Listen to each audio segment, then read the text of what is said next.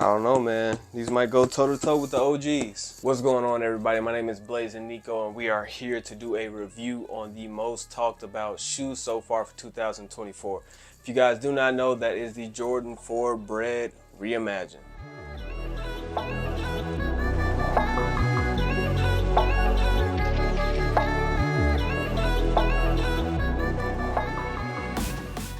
The Jordan 4 BRED Reimagined officially released on February 17th, 2024, and a full family size run all the way down to the small babies, the toddlers, preschool, grade school, you name it, men's pairs, and the men's pairs released for a retail price of $215. Of course, with the OGs such as this, even though it's a reimagined and it being an all-star break release, we were all expecting a shock drop on these on the Nike sneakers app, and we finally got it on February 6th. It released in all family size running, just like the official release. I actually was able to get a grade school pair during the shock drop, but I actually got this pair off of JD Sports. But let's get more into that. Of course, with a classic like this and a shoe that is coming out during All-Star break, we're gonna get plenty of pairs.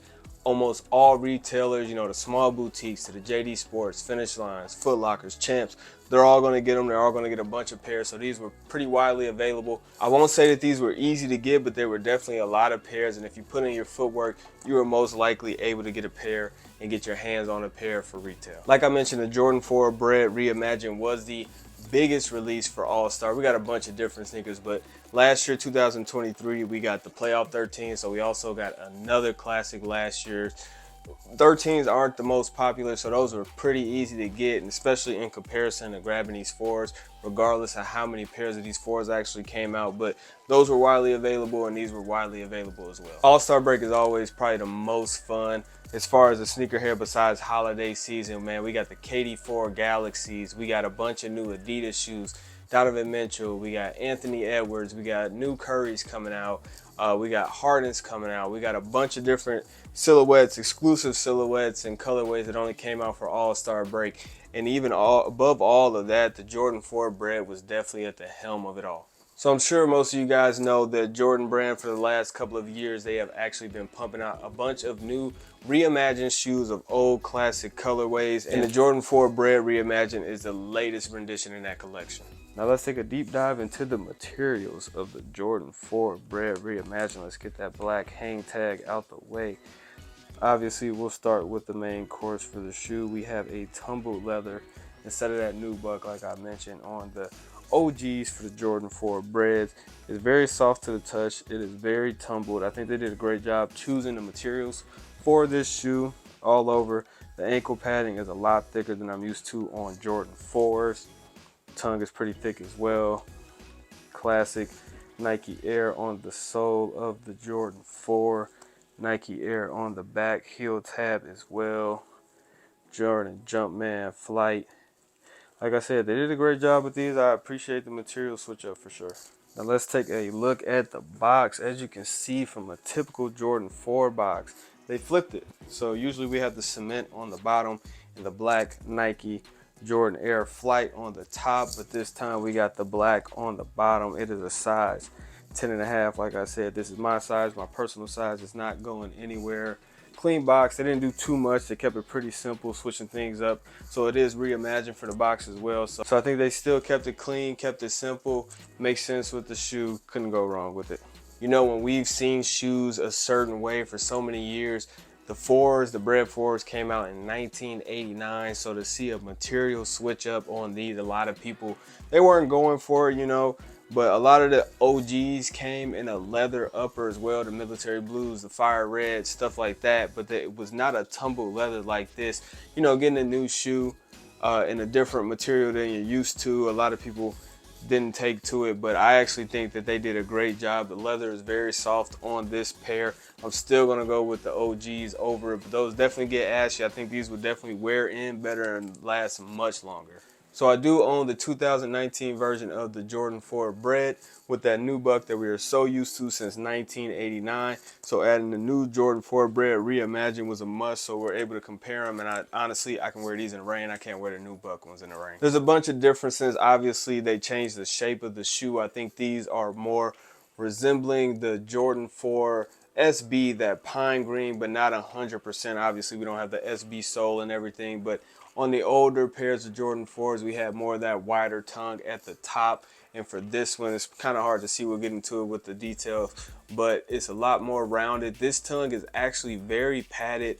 I'm surprised because I thought they were going away from the padding on these. To be honest, to me, it looks like the midfoot cage is a little bit smaller in comparison to the 2019 version, but I have not seen one of the SB4s in hand, so I can't compare it to that. But I think they did a good job either way. The leather on this is very small. I love the tumbled texture on these. I think that they did a great job switching up the materials on these. This tumbled leather, it does look great. If we got these back in 1989, it wouldn't have been any problems, but you know, everybody's so stuck in their ways of looking at this. But I can't be mad at somebody that actually likes the leather version more than the nubuck version. I think it gives a different look. It really does, and you can wear them a lot more in different weather conditions than you can a nubuck pair. But honestly, I still think these look better, but I think these are more versatile.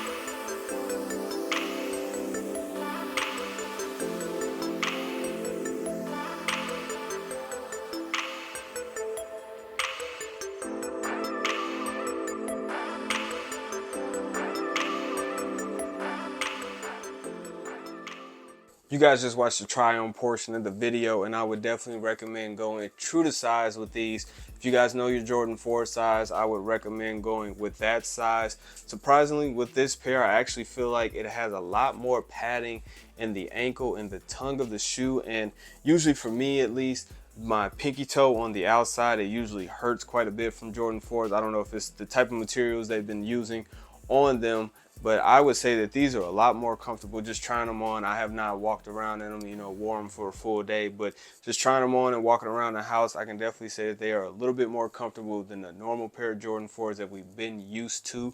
But I would definitely recommend going true to size. Now let's take a look at resale. You might be crazy if you buy low men's sizes on these. The GS sizes are a lot cheaper, so I would recommend that for sure. But as we look in the bigger sizes, size 7 and up, they're at the higher 200s, and then over size 10 is the lower 300s, and then we get up 12 and a half, 13. It's almost the mid 300s, 315 to 350.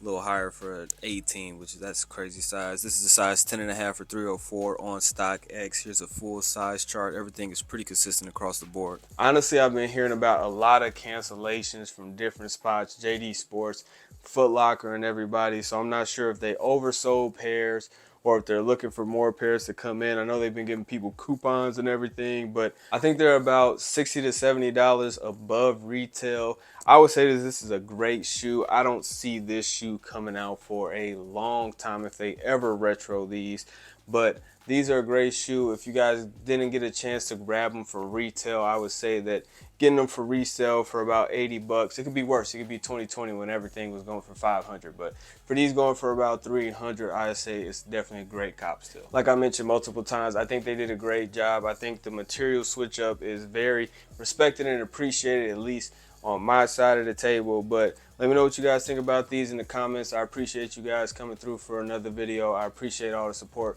Please make sure to like, comment, and subscribe.